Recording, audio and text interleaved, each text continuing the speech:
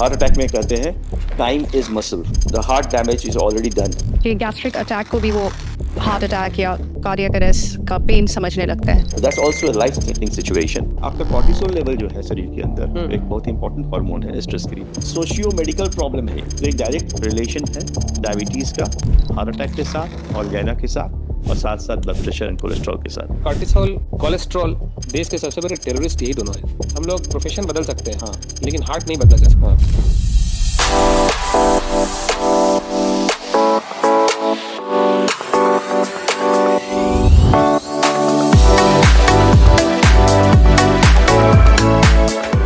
Hello and welcome back to a brand new episode of podcast India. हमारा आज का pause एक ऐसी चीज पर है जो हर दिन 1 लाख बार धड़कता है, और अगर वो पॉज ले ले तो हमारी जिंदगी तो उथल पुथल हो जाएगी। Yes you right, we are talking about a heart. तो हम आज के पॉडकास्ट में अपने हार्ट हेल्थ पर फोकस करेंगे, और ये सिर्फ कोई मेडिकल और प्रिस्क्रिप्शन या दवाओं की बात नहीं होगी। एक होलिस्टिक अप्रोच के साथ हम ये पॉडकास्ट करेंगे। आजकल हर कोई हेल्थ कॉन्शियस है। कोई जिम जा रहा है, कोई वॉकिंग के लिए जा रहा है, कोई एग्स डाइट कर रहा है, कोई बिना एग की डाइट कर रहा है, कोई स्मार्ट वॉच पहने हुआ है, अपना स्टेप्स काउंट कर रहा है, कोई योगा कर रहा है। लेकिन इतना सब कुछ करने के बाद भी आज India heart attack capital of the world है। जी हाँ, साउंड स्कैरी। तो आखिर क्या हो रहा है कि हम और हमारा दिल दोनों फेल कर जा रहे हैं? लेकिन क्या ये सिर्फ एक व्यक्ति की लापरवाही की वजह से होता है, या एक कंप्लीट इकोसिस्टम है जहाँ हमारे social, economical, emotional and aspirational factors involve है, जो हमारे हेल्थ को बहुत सिवियरली इम्पैक्ट कर रहा है? तो आइए इस पॉडकास्ट को आगे बढ़ाते हैं एंड लेट्स बिगिन। तो आज के इस पॉडकास्ट में वी हैव 2 चैट बडीज। हमारे पहले चैट बडी है doctor Prashant Chandra Sinha, who is MD and cardiologist MRCP UK। और हमारे दूसरे चैट बडी है रितेश आनंद जी, जो एक चार्टर्ड अकाउंटेंट है and also associated with Indian Chamber of Commerce, and he's here to represent the corporate sector. So, hello, doctor. Hi, good evening. Good evening. Thank you so much for joining us in this episode. And hi, Ritesh ji, how are you? Fine. आप लोग दोनों का स्वागत है इस podcast में। So let's begin. What is the difference between heart attack and cardiac arrest? Okay, it's a good question to start with. Ji, I mean, two are completely different things, but they are also connected as well. Cardiac arrest, if I talk about, is when your heart stops beating altogether. oh my God. So that's cardiac arrest. And that can be caused by somebody who had a heart attack. So they are linked and different. So it's not that heart attack is, all the heart attacks will lead to cardiac arrest. Okay? So what happens that cardiac arrest is most urgent emergency as a doctor or as a patient attendant you can face, and I wish nobody should face it, because once your heart stops, it needs to be revived within 3 to 5 minutes, because if the heart stops, as you can very well understand, that the blood flow to the vital organs of your body like brain, kidney and stuff, they will stop. And the moment your blood flow ceases for 3 to 5 minutes, your brain goes away. That means your brain function goes away. So that's a critical time to start doing something for the patient who, suppose, who had a cardiac arrest in front of you, or sometime we do face in the hospital as well, to revive the heart by giving cardiac massage, what we call basic life support, which everybody should learn at home. So, doctor, where can we learn it? Is it available on the YouTube? It's widely available on YouTube, and like British Cardiac Society, they have their own online program which you can log in, and it's very user friendly, and one should learn. And the heart attack is like, in medical terms, we call it myocardial infarction. Is like when your heart muscles stops getting its own blood, because everything needs blood and oxygen. So when the blood supply to the heart muscles gets cut off because of blockage in the arteries, it leads to damage to the heart muscles. and that causes severe chest pain and breathlessness, sweating. So that's also a life-threatening situation. But here the heart is still beating. It's not arrested. So cardiac arrest is different. Heart attack is different. So doctor, now we would want to know कि diabetes and heart का क्या connection है और Worst risk factors heart disease के हैं smoking, diabetes and hypertension. Out of these, diabetes is one of the most और high risk factor कह सकते हैं आप. हार्ट को कैसे अफेक्ट करता है? बिकॉज डायबिटीज़ में ब्लड शुगर आपका हाई है, साथ साथ इंसुलिन लेवल भी हाई है. तो ये सब मिलकर के एक तो कि हार्ट के मसल्स को डायरेक्ट अफेक्ट करता है और उसको वीक कर सकता है, पहली बात. दूसरा, चूँकि आपका डायबिटीज़ होने पे चांसेस है कि साथ साथ आपका ब्लड प्रेशर भी बढ़ता जाए. उसकी बहुत सारी थ्योरीज हैं. और तीसरा कि डायबिटीज़ के कारण कंट्रोल खास कर ठीक से नहीं है तो आपका कोलेस्ट्रॉल, ट्राइग्लिसराइड सारे लिंक्ड हैं. सबका मेटाबॉलिज्म जो है एक साथ होता है, वो सभी बढ़ना शुरू होता है. तो इसके कारण जो हार्ट की जो आर्टरीज होती हैं, कोरोनरी आर्टरीज, उसमें फैट का डिपोजिशन वगैरह बढ़ना शुरू हो जाता है. और इसके कारण जो हार्ट की जो प्रॉब्लम शुरू होती है, एंजाइना, हार्ट अटैक, ये सब होने का रिस्क बढ़ जाता है. तो एक डायरेक्ट रिलेशन है डायबिटीज़ का हार्ट अटैक के साथ और एंजाइना के साथ, और साथ साथ ब्लड प्रेशर एंड कोलेस्ट्रॉल के साथ, और सब रिस्क फैक्टर्स हैं हार्ट के लिए. और साथ साथ डायबिटीज़ में एक भी चीज़ देखी गई है कि लॉन्ग स्टैंडिंग जो डायबिटीज़ होता है, मान लीजिए किसी को 15 साल 20 साल से डायबिटीज़ है, तो बॉडी के अंदर जो नर्व्स होते हैं, इनको हम लोग ऑटोनोमिक नर्व होते हैं, जो कि आपको ऑटोनोमिक मतलब कि आपका कंट्रोल उस पर नहीं है. इमोशंस पे हार्ट रेट बढ़ जाना, ठीक, इनवॉलेंट्री, हाँ, इमोशंस पे बढ़ जाना या कोई भी चीज़ से, तो उससे कंट्रोल करते हैं हार्ट रेट को कंट्रोल करना, जो कि एड्रेनलिन केमिकल होता है, उससे रिलेटेड होता है. तो वो जो कंट्रोल होता है, क्योंकि डायबिटीज़ का दूसरा असर हमारे नर्व्स पे भी होता है, सेंसेशन, तो वो पैरालाइज हो जाता है, अफेक्टेड हो जाता है. तो जितना हम लोग कोई पेन जो होता है वो ऑटोनोमिक नर्वस सिस्टम के थ्रू होता है. तो डायबिटीज़ के केस में क्या होता है, बहुत बार आप पाएंगे कि पेशेंट को पेन नहीं हुआ हार्ट का, केवल सांस फूला, उसका स्वेटिंग हो गई.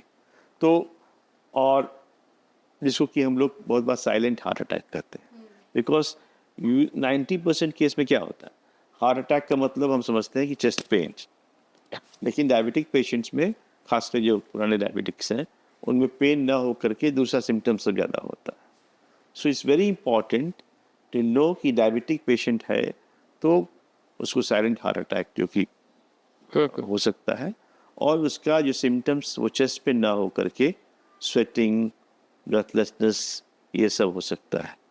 Doctor, how can we also differentiate, sometimes लोगों को गलतफहमी हो जाती है कि गैस्ट्रिक अटैक को भी वो हार्ट अटैक या कार्डियक अरेस्ट का पेन समझने लगता है, तो हम लोग कैसे डिफ्रेंशिएट कर सकते हैं? It's very good question you ask, because this is a very common mistake people commit, and sometimes even we doctors commit as well, and the cost of that is unimaginable. The reason being is that, I mean, yes, sometimes we do get confused between whether there is a gastric pain, as you call gas pain, which is a very common scenario all over the world. Not only in India, even in Western world where I have worked before. People will come to you, oh, I don't have any problem. I have got gas चढ़ गया है, ठीक है. तो gastric pain is like, what happens that I'm talking to gastric pain first because it's a milder thing, it's not life-threatening. It's like when you get hyperacidity or your acid get refluxed in the chest, so you get burning sensation in your tummy or behind your chest, and usually it is associated with food or without food.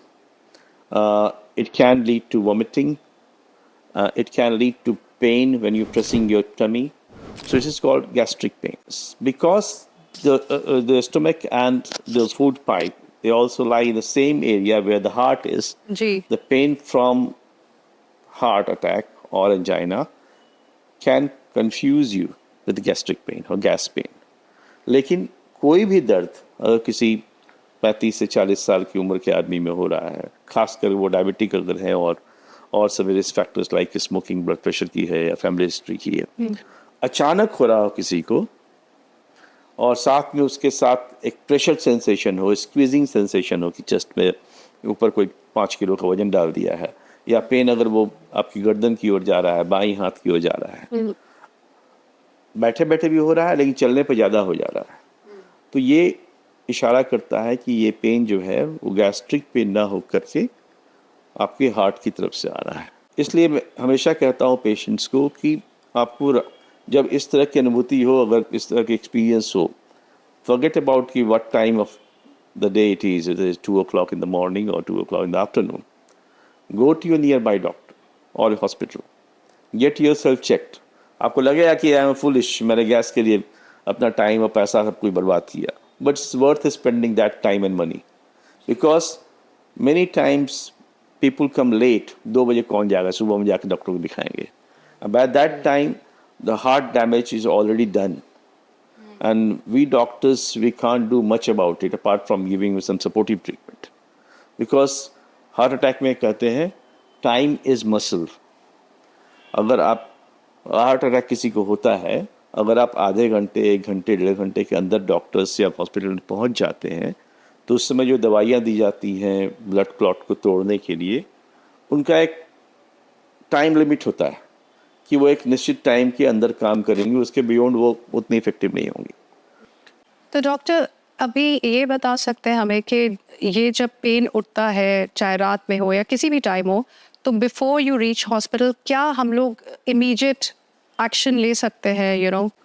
अगर आपके पास घर में aspirin की दवा है, जेस्प्रिन, और आपको ये मैं नहीं कर रहा हूँ कि 18 साल के बच्चे को आप दे दीजिए एस्प्रिन, जेस्प्रिन हुआ है तो, लेकिन वही 35-40 रिस्क फैक्टर्स अगर है, और ये सारी जो मैंने बातें की पहले कि चेस्ट पेन हुआ, स्वेटिंग हुआ, साथ में पसीना चला, बहुत गर्मी लगी, है ना, लेफ्ट हैंड में पेन, लेफ्ट आर्म में पेन हुआ, तो there is no harm in taking tablet Disprin. Maybe just crush कर लीजिए उसको, या फिर पानी में डिजॉल्व करके पी जाइए उसको। रिसेंटली हमारे पास एक पटना का एक पेशेंट है, he is known to be his family friend sort of person. जी, he is in corporate world, Dubai में काम करता है, वो अपने पेरेंट्स से मिलने के लिए आया था, and one good night he had a chest pain, discomfort.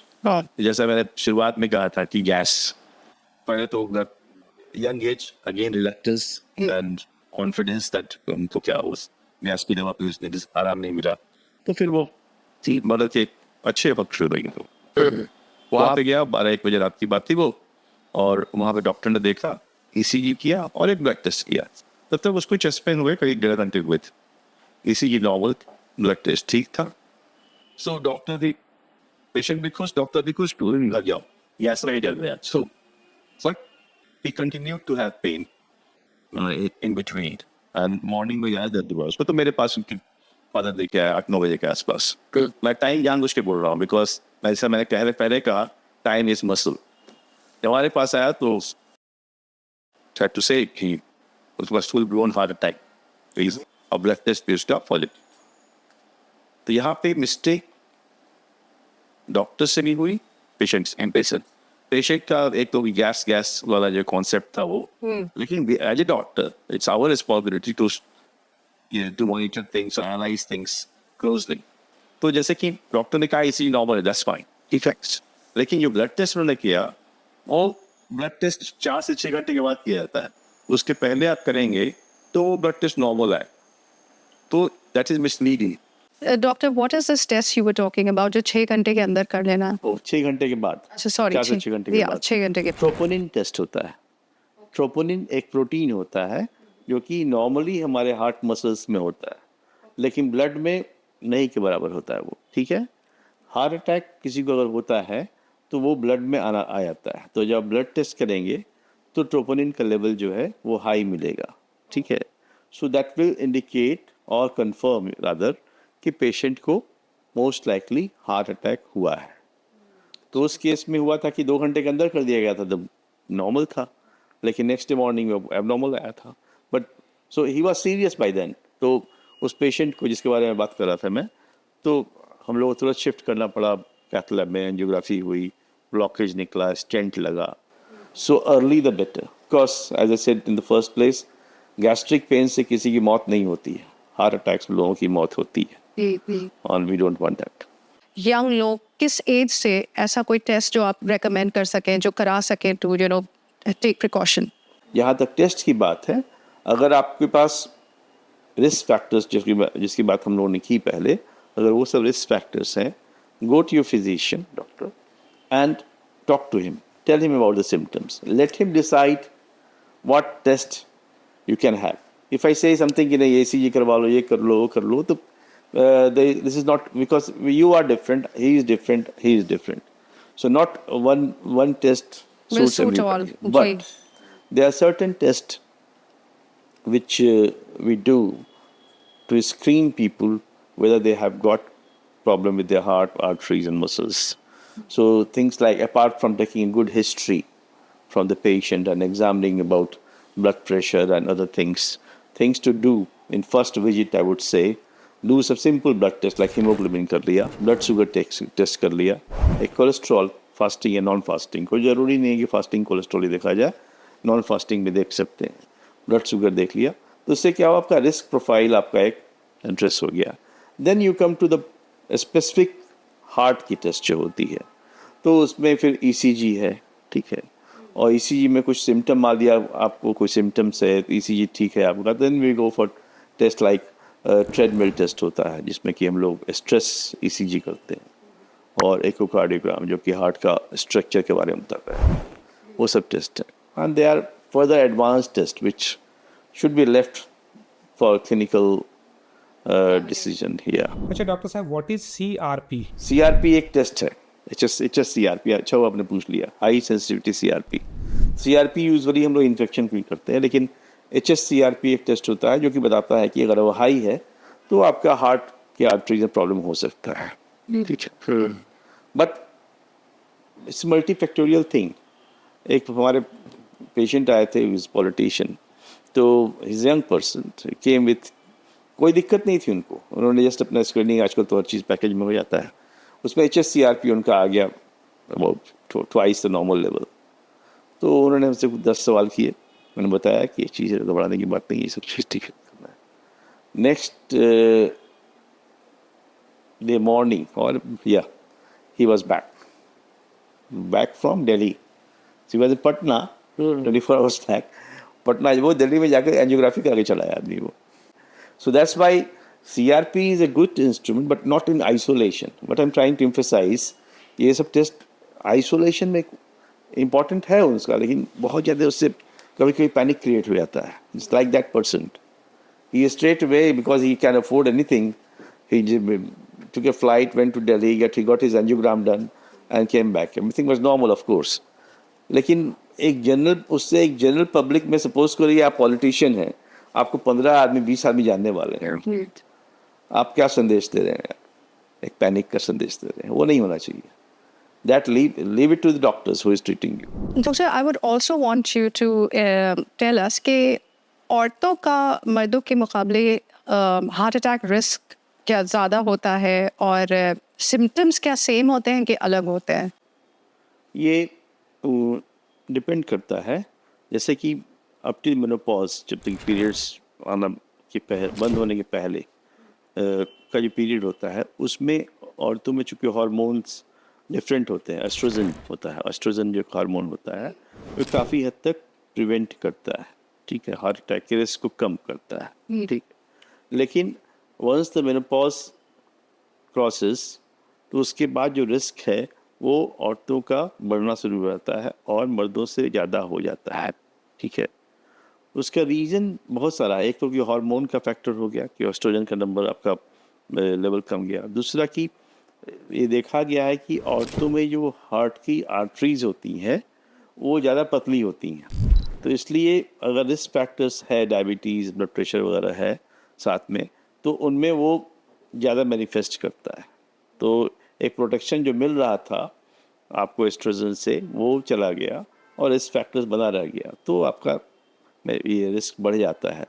जहाँ तक बात है सिम्टम्स की आपने की, तो यस, ऐसा देखा गया है कि जो हम लोग एक क्लासिकल जो सिम्टम बताते हैं, जो अंजाइना का या हार्ट अटैक का सिम्टम होता है कि तेज दर्द अचानक होगा और स्क्वीजिंग पेन, और जो कि बाएं गर्दन में जा रहा हो, बाएं हाथ में जा रहा हो, पसीना चल रहा हो, चलने में बढ़ रहा हो। औरतों में ये सिम्टम्स क्लासिकल उतना नहीं मिलता है। उसमें हो सकता है कि आपको मिसलीडिंग सिम्टम्स मिले। गैस तो एक है ही मिसलीडिंग सिम्टम्स, उसके अलावा भी वो ब्रेथलेसनेस ना हो करके, सॉरी चेस्ट पेन ना हो के ब्रेथलेसनेस ज़्यादा मिले, सांस ज़्यादा फूल रही है हमको, या शोल्डर पेन मिल रहा है, मुझे बैक पेन मिल रहा है, तो जिसको कि आप बहुत बार आप फिगर आउट नहीं कर सकते हैं बीइंग ए डॉक्टर कि, लेकिन देन आपको कुछ उसमें क्लू देखना पड़ेगा कि उसके एग्जर्शनल सिम्टम तो नहीं है। बहुत लोग बोलेंगे कि अभी तक ठीक चल रहा था, लेकिन अब आजकल हम सीढ़ियाँ चढ़ते हैं तो 2 फ्लाइट ऑफ स्टेयर्स में सांस फूलने लगता है। तो दैट कुड बी एग्जाम्पल कि पेशेंट को या उस फीमेल को हार्ट का प्रॉब्लम भी हो सकता है। तो फीमेल्स को कोई टेस्ट या कुछ इस तरह की चीजें? रिस्क, जहाँ तक रिस्क असेसमेंट की बात है, तो पर्टिकुलरली आफ्टर मेनोपॉज सेम जो असेसमेंट का जो प्रोटोकॉल है या ब्लड टेस्ट या जितने भी कार्डियक टेस्ट हैं उनको करना चाहिए, अगर ट्रीटिंग फिजिशियन को लगता है। डॉक्टर, बहुत सी फीमेल्स प्रोलॉन्ग प्रेगनेंसी पिल्स लेती हैं, तो उसका कोई साइड इफेक्ट? उसका भी साइड इफेक्ट पाया गया है, क्योंकि प्रोलॉन्ग पिल्स लेने पे क्या होता है, ब्लड आपका ज़्यादा थिक हो जाता है, हाँ। तो it increase the risk of thrombosis या क्लॉटिंग का। तो इसलिए वो भी एक रिस्क है, खास करके कोई फीमेल जैसे मेनोपॉज के बाद बहुत लोग HRT देती हैं, हार्मोन रिप्लेसमेंट थेरेपी, तो उसमें देखना पड़ता है कि उससे कार्डियक रिस्क कितना है। सपोज कीजिए किसी फीमेल का ब्लड प्रेशर की दवा चल रही है, कोलेस्ट्रॉल की दवा चल रही है, and on top of that you start with HRT, तो उसका रिस्क बढ़ जाएगा उसका। बढ़ जाएगा, बिल्कुल। तो वो एक चीज़ वो असेसमेंट करना होता है, क्योंकि ऐसा नहीं है कि HRT पिल जो यूज़ किया जाता है इज़ फॉर एवरीबॉडी और every female who has crossed her menopause, उसमें भी सेलेक्टिव होके उसको सेलेक्ट किया जाता है। डॉक्टर, एक पेस मेकर होता और एक डिफिब्रिलेटर डिफिब्रिलेटर, तो what is the difference? In road terms दोनों एक डिवाइस हैं, ठीक है, आर्टिफिशियल डिवाइस है जो कि आपके हार्ट के अंदर लगाया जाता है, लेकिन दोनों का रोल डिफरेंट है। वो होता है हार्ट ब्लॉक कहते हैं उसको, हार्ट ब्लॉक, जिसमें कि हार्ट की गति काफ़ी कम हो गई, उसमें चक्कर आने का, बेहोश होने का होता है, तो उस गति को कम होने से रोकता है वो। बेसिकली वो हार्ट रेट के पेस को मेंटेन करता है। Exactly, think you have better words, because we all have pacemaker in our heart, जो कि नॉर्मल हार्ट को मेंटेन करता है वो, जैसे उन्होंने बताया, लेकिन वही जब डिफेक्टिव होने लगता है एंड वो काम नहीं करता है, तो उसको हम लोग बाहर से असिस्ट करने के लिए आर्टिफिशियल पेसमेकर लगाते हैं।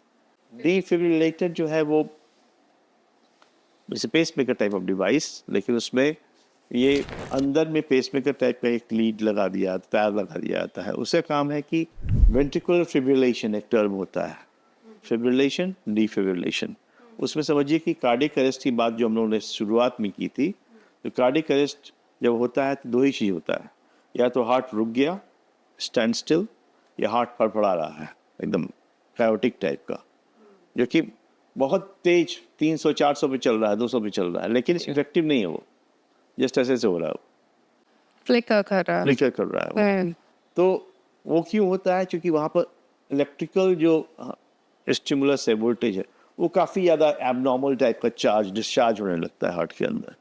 तो डिफिब्रिलेटर जो होता है उससे काम क्या है कि वो सेंस करेगा उस चीज़ को कि चलो बॉडी के हार्ट के अंदर चल रहा है, आई विल शूट यू, तो वो वोल्टेज जनरेट करता है, वो करंट जनरेट करता है, और जितना भी एबनॉर्मल जो करंट आ रहा है उसको वो जाके अटैक करता है उसके बाद, सो दैट कि नॉर्मल जो हार्ट की एक्टिविटी है वो चालू हो जाए, एबनॉर्मल चीज़ें जो है वो हट जाए।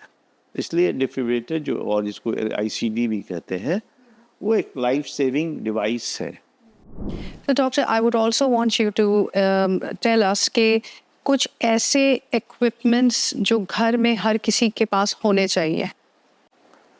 या we right, starting from childhood से लेकर अभी तक कुछ चीज़ें, मैं जनरल बात करूँगा, सिर्फ हार्ट की बात। जी बिल्कुल। थिंग्स विद फर्स्ट थिंग कि एक थर्मोमीटर तो होना ही चाहिए। दूसरा एक फर्स्ट एड किट जिसमें कि एंटीसेप्टिक सोल्यूशन हो, प्लास्टर्स हो और ये हो, ठीक है। तीसरा एक ORS सॉल्यूशन अगर रखते हैं वो जस्ट फॉर इमरजेंसी, तो ये चीज़ होगी जनरल के लिए। उसके अलावा आपको घर में पल्स ऑक्सीमीटर रखना चाहिए जिससे कि ऑक्सीजन का मेजरमेंट होता है। कोविड के बाद ज़्यादा फैशन में आया, almost every house hold has got it. उसके बाद ब्लड प्रेशर इंस्ट्रूमेंट होना चाहिए। अगर घर में डायबिटीज़ है किसी को तो ग्लूकोमीटर होना चाहिए। तो ये सब चीज़ है कि आपको इमरजेंसी में हेल्प करेगा। कोई आदमी सपोज कीजिए डायबिटिक पेशेंट है, अचानक वो कुछ प्रॉब्लम आ गई, एस्पिरिन भी होना चाहिए जो एक्सपायर नहीं हुआ।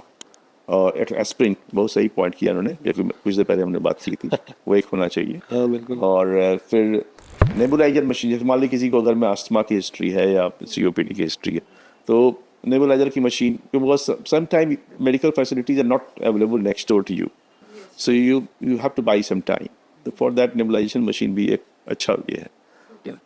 आजकल तो एडवोकेट कर रहे हैं लोग एक्सटर्नल डिफिब्रिलेटर की भी। डॉक्टर, सबसे अनोइंग क्वेश्चन आपको क्या आता है? सबसे अनोइंग क्वेश्चन, उसमें कभी कभी मुझे खुद पे भी गुस्सा आता है, पेशेंट पे गुस्सा आता ही है। लाइक मैं पर्सनली कोशिश करता हूँ कि कोई पेशेंट किसी भी चीज़ का हो आए मेरे पास तो उसको एक्सप्लेन कर दूँ, और पेशेंट जो है वो मेन सिम्टम जो मेरे पास लेके आया था उसको बता नहीं रहा है। वो जब दरवाज़ा बाहर जाने लगता है तो बताता है कि सर वो सब तो ठीक है लेकिन हम चलते हैं तो यहाँ पर यहाँ पर पेन होता है।